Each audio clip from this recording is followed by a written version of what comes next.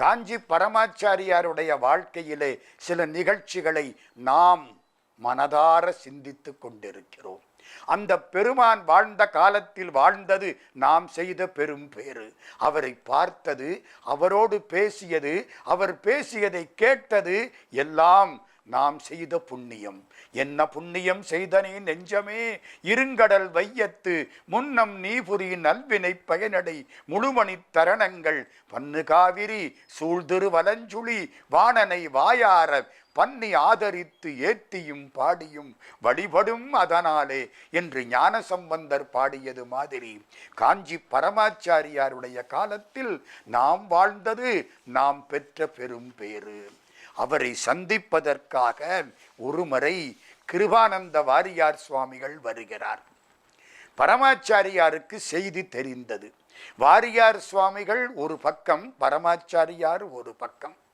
அது ஞானமலை, இது மோனத்தவம். ஞானமலையும் மோனத்தவமும் சந்திக்க போகின்றன. மோனம் என்பது ஞானவரம் வல்லவா. பரமாச்சாரியார் சொன்னபடி வாரியார் சுவாமிகள் வருகிறார்.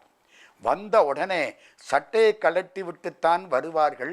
அவர் எப்பவும் சட்டை போடுறதில்லை. வந்தார், காலில் விழுந்து கும்பிட்டு விட்டார். பரமாச்சாரியார் அப்படி நிறுத்தினார்.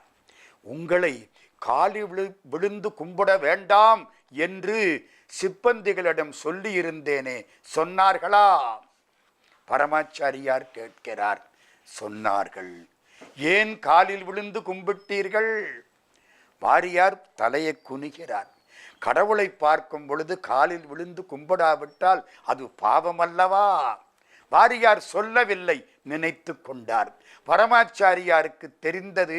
அவர் கேட்கிறார், நான் ஏன் காலில் விழுந்து கும்பிடக்கூடாது என்று சொல்லி வைத்தேன் தெரியுமா? வாரியார் தலையை குனிந்து கொண்டிருக்கிறார். பரமாச்சாரியார் தொடர்கிறார். நீங்கள் கழுத்தில் சிவலிங்கத்தை போட்டிருக்கிறீர்கள். லிங்கங்கட்டி சைவ பெருமக்கள் அந்த சிவலிங்கத்தை கையிலே வைத்து வழிபாடு செய்யக்கூடிய புண்ணியவான்கள். நீங்கள் கீழே விழுந்து கும்பிட்டால் அந்த சிவலிங்கம் தரையில் படும். அந்த பாவம் எனக்கு. அதனால் தான் நீங்கள் கும்பிடக்கூடாது என்று சொல்லிவிட்டேன். வாரியார் சுவாமிகள் பேசாமல் இருக்கிறார். கொஞ்ச நேரமாயிற்று. பரமாச்சாரியார் சொல்கிறார், இன்றைக்கு காஞ்சிபுரத்தில் பல சபைகளின் பெருங்கூட்டம் நிகழ இருக்கிறது. ஏகாம்பரேஸ்வரர் சந்நிதிக்கு முன்னால் நிறைய சபைகள் வந்து இன்றைக்கு பாடப்போகின்றன. இன்று இரவு நான் தலைமை ஏற்கப் போகிறேன். கிருபானந்த வாரியார் சுவாமி நீங்கள் பேச வேண்டும். பரமாச்சாரியார் ஆணையிட்டார். வாரியார் ஒப்புக்கொண்டார். அன்றைக்கு இரவு பரமாச்சாரியார் தலைமை ஏற்கிறார். வாரியார் சுவாமிகளை பற்றி அறிமுகம் செய்கிறார். இப்பொழுது வாரியார் சுவாமிகள் பேசுவார்கள். என்ன தலைப்புல பேசுவார்? இதுவரைக்கும் அவரும் சொல்லல, இவரும் கேட்கல. இப்பொழுது சொல்கிறார் பரமாச்சாரியார், ஆண்டவனோடு என்னுடைய அனுபவங்கள் என்று இவர் பேசப் போகிறார். ஆண்டவனோடு பெற்ற அனுபவங்களை பேச முடியுமா? அனுபவிச்சவன் தானே பேச முடியும். படித்தவனெல்லாம் பேச முடியுமா? கந்த புராணம் பேசுன்னா ஒரு மாதம் பேசலாம். பெரிய புராணம் பேசுன்னா ஒரு வருஷம் பேசலாம். பாகவதம் பேசுன்னா 20 நாள் பேசலாம். எல்லாம் பேசலாம். அனுபவத்தை பேசுன்னா அனுபவிச்சவனை தவிர மற்ற யாரும் பேச முடியாதே. ஏன் அனுபவிச்சவன் கூட பேச முடியாதே. தன்னந்தனி நின்றதுதான் அறிய இன்னும் ஒருவர்க்கு இசைவிப்பதுவோ. தன்னந்தனியாக ஆண்டவனோடு அனுபவித்த அனுபவத்தை வெளியிலே அடுத்தவனுக்கு தெரியுமாறு சொல்ல முடியுமா? மகற்கு தாய் தன் மணாளனோடு ஆடிய சுகத்தை சொல்லனில் சொல்லுமாறு எஞ்ஞனே. திருமூலர் கேட்கிறார் இல்லையா? எந்த அனுபவத்தை சொல்லுவது, எதை சொல்வது? வாரியார் சுவாமிகள் திகைக்கிறார். பரமாச்சாரியார் எடுத்து கொடுக்கிறார். வயலூரில் திருப்பணி செய்தீர்களே, அப்பொழுது நடந்த அனுபவத்தை சொல்லுங்கள். வயலூர் கும்பாபிஷேகத்துக்கு பின்னால் ஹிந்து பத்திரிகையிலே வயலூரில் கும்பாபிஷேகம் என்பதற்கு பதில் வடலூரில் கும்பாபிஷேகம் என்று வந்ததே. அதனால் நீங்கள் வடலூருக்கும் திருக்குடன் நன்னீராட்டு விழா செய்தீர்களே, அந்த அனுபவத்தை சொல்லுங்கள். காஞ்சிபுரத்திலே ஏகாம்பரேஸ்வரர் மதில் திருப்பணி செய்தீர்களே, அந்த அனுபவத்தை சொல்லுங்கள். வாரியார் சுவாமிகள் எதையெல்லாம் அனுபவித்தாரோ, எது எல்லாம் சிவனுக்கும் வாரியாருக்கும் மட்டும் தெரியுமோ, எதுவெல்லாம் முருகனுக்கும் வாரியாருக்கும் மட்டும் தெரியுமோ, அதையெல்லாம் காஞ்சி பரமாச்சாரியார் அடுக்கிக் கொண்டே போகிறார். வாரியார் சுவாமிகள் கண்ணீர் மல்க கையெடுத்து கும்பிட்டார். அன்றைக்கு பேச்சு, வாரியாருடைய பேச்சு வழக்கத்தை விட மிக அற்புதமாக அமைந்தது. ஒரு பக்கம் மோன தவம் கேட்க, ஞான பழம் பேச காஞ்சி பெருமக்கள் அன்றைக்கு பெருந்தவன் செய்தார்கள். அதுக்கு முன்னாலே ஒரு நிகழ்ச்சி. ஒரு நாள் கீவா ஜெகநாதன் நம்முடைய காஞ்சி பரமாச்சாரியாரிடத்திலே கிருபானந்த வாரியாரை பற்றி அறிமுகம் செய்கிறார். இந்த நிகழ்ச்சிக்கு முன்னால இவர்தான் கிருபானந்த வாரியார். சரி, இவர் வயலூரில் திருப்பணி செய்தவர். சொல்றது கீவா ஜெகநாதன், கேட்கிறது பரமாச்சாரியார், நிற்கிறது வாரியார் சுவாமி. இவர் வடலூரில் திருப்பணி செய்தவர். சரி, காஞ்சி ஏகாம்பரேஸ்வரர் கோயிலில் திருப்பணி செய்தவர். சரி, இவர் சொந்த ஊரான காங்கேய நல்லூரில் முருகனுக்கு திருப்பணி செய்தவர். கீவாஜா சொல்லிக்கிட்டே போறார். காஞ்சி பரமாச்சாரியார் சிரிச்சபடி தலையாட்டிக்கிட்டே போறார். அப்படி நிமிர்ந்தார். கீவாஜா நிறுத்தி விட்டார். உங்க ஊர் மோகனூர், அங்க பண்ணின திருப்பணியை விட்டுட்டீங்களே என்னார். எப்படி இருக்கும் கீவா ஜெகநாதனுக்கு? யாருக்கு தெரியாது என்று நாம் சொல்லிக் கொண்டிருக்கிறோமோ அவர் நம்மை விட அதிகம் தெரிந்தவர் என்பது இப்பொழுதுதான் இந்த பெரியவருக்கு, கலைமகளுக்கு, ஆசிரியருக்கே இப்பொழுதுதான் தெரிந்தது. அதுதான் பரமாச்சாரியார். அவ்வளதும் தெரியும், ஏதும் தெரியாத மாதிரி அமர்ந்திருப்பார். இன்னொரு நிகழ்ச்சி. அவர் சித்தர் என்பதற்கு சில நிகழ்ச்சிகளை நான் சொல்லிக்கொண்டே போகிறேன். அவர் தன்னை சித்தர் என்று சொன்னதில்லை. அவரை சூழ்ந்திருப்பவர்களும் அவரை சித்தர் என்று சொன்னதில்லை. ஆனால் சித்தர்கள் எப்படி செயற்கரிய செயல்களை செய்தார்களோ, சித்தர்கள் எப்படி மற்றவர்களுக்காக வாழ்ந்தார்களோ, சித்தர்கள் எப்படி தங்களை புகழ்ந்து கொள்ள மாட்டார்களோ, அப்படி வாழ்ந்தவர் காஞ்சி பரமாச்சாரிய சுவாமிகள். இன்னொரு நிகழ்ச்சி. 2 பெரியவர்கள் காஞ்சி பரமாச்சாரியாரை பார்க்க வந்தார்கள். பரமாச்சாரியார் சாணி போட்டு மெழுகின தரையில் காலை மடக்கி உட்கார்ந்து கொண்டிருக்கிறார். தரையிலே அந்த தவம் உட்கார்ந்து கொண்டிருக்கிறது. வந்த 2 பேரும் கும்பிட்டார்கள். கையிலே பழம், அந்த பழத்தை அப்படி வைத்தார்கள். பரமாச்சாரியார் லேச திரும்பினார், ஆசீர்வாதம் பண்ணினார். பெரும்பகுதி பேசுவதில்லை, மோனம், தட்சிணாமூர்த்தி மாதிரி மோனம். சில சமயங்களில் காஷ்ட மௌனம், அசைகிறது கூட கிடையாது, கையினால் சைகை காட்டுவது கூட கிடையாது. அப்படி தவம் செய்தவர் காஞ்சி பரமாச்சாரியார். அப்படி திரும்பினார். அவர்கள் அந்த பழத்தாம்பாளத்தை வைத்தார்கள், தொட்டு ஆசீர்வாதம் பண்ணினார். வந்த 2 பேரும் இவரை பார்த்தார்கள். சாமியும் அவரை பார்த்தார். என்ன வேணும்னு கேட்கிறாப்புல அர்த்தம்.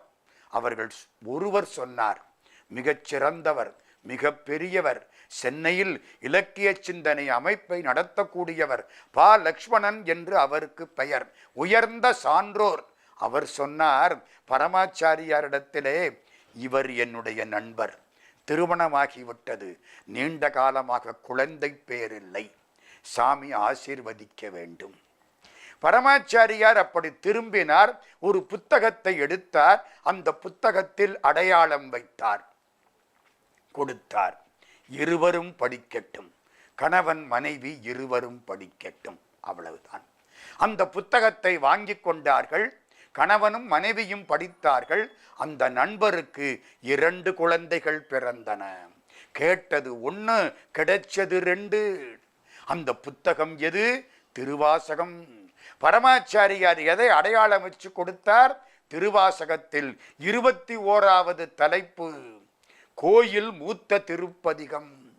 உடையாள் உந்தன் நடுவிருக்கும் உடையாள் நடுவுள் நீ இருத்தி அடியேன் நடுவுள் இருவீரும் இருப்பதானால் அடியேன் உன் அடியார் நடுவுள் இருக்கும் அருளை புரியாய் பொன்னம்பலத்து எம் முடியா முதலே என் கருத்து முடியும் வண்ணம் முன்னின்றே. இந்த பாட்டு முழுக்க பொன்னம்பலம்னு வரும். இது சிதம்பரத்தில் பாடப்பட்ட பாட்டு. கோயில் மூத்த திருப்பதிகம் அப்படின்னு இதுக்கு பேரு. இதுல கடைசி பாட்டு என்ன தெரியுமா? நமக்கெல்லாம் நம்பிக்கை கொடுக்கிற பாட்டு. கடவுள் நமக்கு அருள் செய்யாமல் இருக்க மாட்டார். நல்காதொழியான் நமக்கென்று உன் நாமம் விதற்றி நயன நீர் மல்கா வாழ்த்தா வாய்குளரா வணங்கா மனத்தால் நினைந்துருகி பல்கால் உன்னை பாவித்து பரவி பொன்னம்பலம் என்றே ஒல்கா நிற்கும் உயிர்க்கிறங்கி அருளாய் என்னை உடையானே. இந்த 10 பாட்டையும் படித்தால் நல்ல குழந்தைகள் பிறக்கும் என்று காட்டினவர் காஞ்சி பரமாச்சாரிய சுவாமிகள். எத்தனை பேருக்கு அருள் தெரியுமா? ஒரு முறை 8 கிரகங்கள் சேரப்போகின்றன, உலகத்துக்கு அழிவு வந்துவிடும் என்று எல்லோரும் அஞ்சினார்கள். பரமாச்சாரியார் சொன்னார், தமிழிலே திருஞான சம்பந்த பிள்ளையார் பாடிய கோளறு பதிகத்தை எல்லோரும் ஓதுங்கள். அது 11 பாட்டு. பல பேருக்கு தெரியும். நாள் நட்சத்திரம் எல்லாவற்றையும் தாண்டிய பாட்டு. ஆசரு நல்ல நல்ல அவை நல்ல நல்ல என்று பாடிய பாட்டு. வேயுரு தோழி பங்கன் விடமுண்ட கண்டன் மிக நல்ல வீணை தடவி மாசரு திங்கள் கங்கை முடிமேல் அணிந்து என் உளமே புகுந்தகதனால் ஞாயிறு திங்கள் செவ்வாய் புதன் வியாழம் வெள்ளி சனி பாம்பிரண்டு உடனே ஆசரு நல்ல நல்ல அவை நல்ல நல்ல அடியாரவர்க்கு மிகவே என்று வேதாரண்யத்திலே இருந்த பொழுது திருஞான சம்பந்த பிள்ளையார் பாடிய பாட்டு. கடைசி பாட்டு என்ன தெரியுமா? தேனமர் பொழில் கொளாலை விளை சென்னல் துண்ணி வளர் செம்பொனெங்கும் நிகழ நான் முகநாதியாயன் பிரமாபுரத்து மறைஞான ஞான முனிவன் தான் ஒரு கோளும் நாளும் அடியாரை வந்து நலியாத வண்ண முறை செய் ஆன சொல் மாலை ஓதும் அடியார்கள் வானில் அரசாழ்வர் ஆணையின் நமதே. அதனால சாமிக்கு ஆணையின் நமதென்ற பெருமாள்னு கல்வெட்டுல பேர். அரசாழ்வார் ஆணை நமதே. இந்த பாடலை படிக்கக்கூடிய பெருமக்கள் வானுலகத்தில் அரசாழ்வார்கள். ஞானசம்பந்த பிள்ளையார் 7ஆம் நூற்றாண்டில் பாடிய கோளறு திருப்பதிகத்தை 20ஆம் நூற்றாண்டில் காஞ்சி பரமாச்சாரியார் எடுத்து கொடுத்தார். எல்லோரும் படித்தார்கள். கிரகங்கள் எந்த தீங்கையும் விளைவிக்கவில்லை. கவியரசு கண்ணதாசன் எங்கெங்கேயோ சுத்தினார், எதையோ பாடினார், யார் யாரையோ பாராட்டினார். திட்ட வேண்டியவர்களை வாழ்த்தினார், வாழ்த்த வேண்டியவர்களை திட்டினார். காஞ்சி பரமாச்சாரியாரிடத்திலே வந்தார். எப்பவும் சட்டையை கலட்டிட்டு தான் சாமிட்ட வரணும். கண்ணதாசன் போட்டிருந்த ஜிப்பாவோட வேகமா ஓடி வந்துட்டார். யாரும் தடுக்க முடியவில்லை. நேர வந்தார். பரமாச்சாரியார் தரையில் உட்கார்ந்திருந்ததை பார்த்தார். அப்படியே கீழே விழுந்து கும்பிட்டார். ரொம்ப சிரமப்பட்டு எழுந்தார். பரமாச்சாரியார் அவரை ஒரு பார்வை பார்த்தார். பரமாச்சாரியாருடைய தெய்வத்தின் குரலை வெளியிடக்கூடிய புண்ணியம் வானதி பதிப்பகத்துக்கு கிடைத்தது. அதன் உரிமையாளர் திருநாவுக்கரசு கண்ணதாசனுடைய அர்த்தமுள்ள இந்து மதத்தை பரமாச்சாரியாருக்கு கொடுத்திருக்கிறார். பரமாச்சாரியார் அதை படித்திருக்கிறார். கண்ணதாசனை ஒரு பார்வை பார்த்தார். இந்து மதம் அர்த்தமுள்ள இந்து மதத்தை எடுத்து முன்னால வச்சார். அப்படி திரும்பினார். ஒரு மடம் பண்ண வேண்டிய காரியத்தை நீ பண்ணி இருக்க, கொஞ்ச நாளைக்கு முன்னாலேயே இங்கே வந்திருக்கலாம், அவ்வளவுதான். ரெண்டு முக்கியமான செய்திகள். ஒரு பெரிய மடம் பண்ண வேண்டிய காரியத்தை, மக்கள் மனத்தில் இந்த மதத்தின் சிறப்புகளை சொல்லக்கூடிய ஒரு காரியத்தை நீ வெற்றிகரமாக செய்திருக்கிறாய். 2வது, கொஞ்ச நாள் முன்னாலேயே இந்த வழிக்கு வந்திருக்கலாம். ஏன் சொன்னார் என்பது பின்னால் தெரிந்தது. அதற்கு அடுத்து சில ஆண்டுகளுக்குள் கண்ணதாசன் இறைவன் திருவடியை அடைந்து விட்டார். பரமாச்சாரியாரை அத்தனை பேரும் பார்த்தார்கள். ஒருமுறை ஒருவர் கேட்டார், உங்களை எல்லோரும் ஜெகத்குரு என்கிறார்களே, நீங்கள் என்ன உலகத்துக்கெல்லாம் குருநாதரா? பரமாச்சாரியார் சிரித்தார். ஜெகத்குரு என்றால் ஜெகத்தை குருவாக கொண்டவன் என்றும் கொள்ளலாம் அல்லவா? நான் உலகத்தை என் குருவாக கொள்ளுகிறேன். இந்த அளவுக்கு யார் எளிமையாக பேசுவார்கள்? சிவபெருமானுக்கு அருமையில் எளிய அழகே போற்றி என்று மாணிக்க வாசகர் பாமாலை சூட்டுவார். அருமையாயிருந்தார், எளிமையாயிருந்தார், அழகாயிருந்தார். அவருடைய வாழ்க்கையில் பல நிகழ்ச்சிகள், கிட்டத்தட்ட 87 ஆண்டுகள் தூய சந்நியாசியாக வாழ்ந்தவர் காஞ்சி பரமாச்சாரிய சுவாமிகள். 1894 மே மாதம் 20ஆம் தேதி அன்றைக்கு விழுப்புரத்தில் பிறக்கிறார். சுப்பிரமணிய சாஸ்திரி, மகாலட்சுமி அம்மையார் 2 பேரும் இந்த குழந்தையை பெறக்கூடிய பெரும் புண்ணியத்தை பெற்றார்கள். இது 1894. கொஞ்ச நாள் ஆச்சு. 1906 குழந்தைக்கு சுவாமிநாதன் பேரு வைத்தார்கள். திருவேரகத்து முருகன் சுவாமிநாதன், தகப்பனுக்கு குருநாதன் சுவாமிநாதன். பரமாச்சாரியார் ஒரு முறை சொல்லுவார், சுவாமிங்கிற பேரு முருகனுக்கு மட்டும்தான் உண்டு, மற்ற எல்லா தெய்வங்களும் அவரிடத்திலே இருந்து அந்த பெயரை வாங்கி கொண்டன அப்படின்னு சொல்லுவார். பூர்வாசிரமத்திலே காஞ்சி பரமாச்சாரியாருக்கு சுவாமிநாதன் என்று தாயும் தந்தையும் பெயர் வைத்தார்கள். அவருக்கு 12 வயசு. பள்ளிக்கூடத்திலே ஷேக்ஸ்பியர் எழுதிய கிங் ஜான் என்ற ஒரு நாடகம், அந்த நாடகத்திலே இளவரசனாக, ஆர்தர் என்ற இளவரசனாக காஞ்சி பரமாச்சாரியார் அப்பொழுது நடித்தார். முதல் பரிசு கிடைத்தது.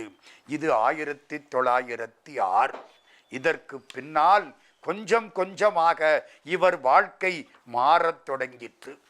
12 வயசு. அப்பொழுதுதான் ஒரு பெரியவரை இவர் சந்திக்கிறார்.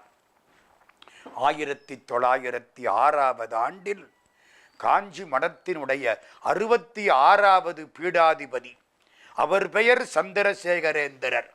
அவர் இவரை பார்க்கிறார். இந்த குழந்தைக்கு அப்பொழுது 12 வயது. அவருக்கு தெரிந்து விட்டது, காஞ்சி மடத்தை அலங்கரிக்க பிறந்த பரம ஞானிக்கு இப்பொழுது 12 வயது என்று. அந்த 66வது பட்டம் சந்திரசேகரேந்திரர் தீர்மானித்து விட்டார்.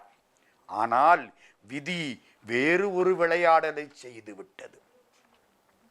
1907 அந்த சந்திரசேகரேந்திரருடைய உடம்பு சரியில்லாமல் போக அவர் வேறொருவரை அந்த இடத்திலே சந்நியாசியாக, பீடாதிபதியாக நியமித்தார். அப்படி நியமிக்கப்பட்டவர் யாரு தெரியுமா? நம்ம சுவாமிநாதனுடைய சித்தி பிள்ளை லக்ஷ்மிகாந்தன். சித்தியினுடைய பிள்ளை அந்த இடத்திலே அமர்ந்தார். அவர்தான் 67வது பட்டமாக இருந்தார். இந்த 67வது பட்டம் லக்ஷ்மிகாந்தன் என்ற புண்ணியவான் 8 நாட்கள் மட்டுமே வாழ்ந்தார். அதன் பின்னால் அவரும் இறைவன் அடியை சேர்ந்து விட்டார். ரொம்ப வேகமாக 67வது பட்டம் இறைவனோடு சேர்ந்து விட்ட பின்னால் 68வது பட்டத்துக்கு சுவாமிநாதனை அழைத்தார்கள். விழுப்புரத்திலே இருந்து இந்த புண்ணியவான் புறப்பட்டு போனார். பரமாச்சாரியார் எழுதுகிறார், கழுதை பூட்டிய வண்டியில் நான் காஞ்சிபுரத்துக்கு வந்தேன். சாமிக்கு அப்ப 13 வயசு. இவர் மடாதிபதியாக நியமிக்கப்பட்ட பொழுது 13/2/1907 1907 பிப்ரவரி மாதம் 13ஆம் தேதி அன்றைக்கு 68வது பட்டமாக காஞ்சி பரமாச்சாரியாருக்கு பட்டம் சூட்டப்பட்டது. முடியெடுத்தார்கள். காவியாடை அணிந்து கொண்டார். பூஜை தொடங்கினார். காலையில் 9:30 மணிக்கு தொடங்கின பூஜை இரவு 12:30 மணிக்கு முடிந்தது. கிட்டத்தட்ட 15 மணி நேரம் ஒரு 13 வயசு பிள்ளை பூஜையை விடாமல் தொடர்ந்து மிக சிறப்பாக செய்து முடித்தார். இப்படி 3 நாட்கள் வழிபாடு. அது காட்டிற்று இவர் ஒரு பெரிய சித்தர் என்பதை. அதன் பின்னால் வேதங்களை அறிந்து கொண்டார். பல பேருக்கும் சொல்லிக் கொடுத்தார். நான் ஒருமுறை அவரை அதற்கு முன்னால் பார்க்கக்கூடிய வாய்ப்பு கிடைத்தது. திருவானைக்காவிலே குடநீராட்டு விழா 1961. அகிலாண்டேஸ்வரி சந்நிதியிலே நாங்கள் எல்லோரும் நிற்கிறோம். அந்த குடநீராட்டு விழா அகிலாண்டேஸ்வரிக்கு தாடங்க பிரதிஷ்டை செய்தவர் ஆதி சங்கராச்சாரியார். அகிலாண்டேஸ்வரிக்கு முன்னால் இருக்கக்கூடிய எல்லா இடங்களிலேயும் வீடுகள் தீப்பிடித்து எரிந்தன. அந்த வேகத்தை யாரும் தாங்க முடியவில்லை. பல பேர் நொந்தார்கள். காஞ்சி பரமாச்சாரியாருக்கு முன்னால் அந்த மடத்தை ஸ்தாபிதம் செய்த ஆதிசங்கரர் அந்த இடத்துக்கு வந்தார். அம்பாளுக்கு காதிலே ஒரு பெரிய தாடங்கத்தை சாத்தினார். எதிர்த்தாற்போல் பிள்ளையாரை வைத்தார். அன்னை அருள் பொழியும் சாந்த சொரூபமாக மாறினாள். அவளுக்கு பெயர் அகிலாண்டேஸ்வரி. அட்டசித்தி நல்ல அன்பருக்கருள விருது கட்டிய பொன்னன்னமேன் அண்டகோடி புகழ் காவை வாழும் அகிலாண்ட நாயகி என் அம்மையே என்று தாயுமானவர் பாடுவார்.